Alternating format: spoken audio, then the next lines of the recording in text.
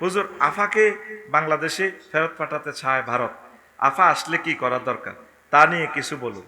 আমি কি করব? আমি চাই আল্লাহ যাতে তারে আরো 1000 বছর হায়াত দেখ।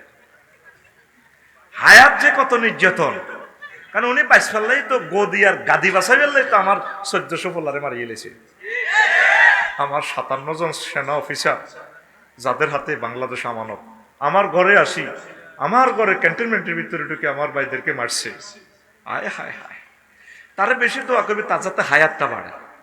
আমি শুধু তারে ভাষে চিন্তা করি, তারে আল্লাহ হায়াত দেখো মানে ঠাসায় দেশ। তার আব্বার নামটা ঢাকা ইউনিভার্সিটিতে কেমনে মুছিয়ে এলেছে, কলজেটা ফাড়ি যাবে টাকাতে তার নাম। দেখা যায় তাদের আর বাংলাদেশে কিচ্ছুই নেই, কিন্তু আল্লাহ তুমি মারো না খা ইয়া দাও না সুবুরা।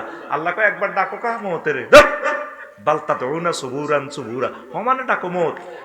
মত এখন দিতে মতো না ম্যাডাম, এখন আর একটু বেঁচে থাকুন আরো বছর। আপনি ওসমান হাদির মতো কলজার টুকরাদেরকে কেন মারলেন? কেন মারলেন?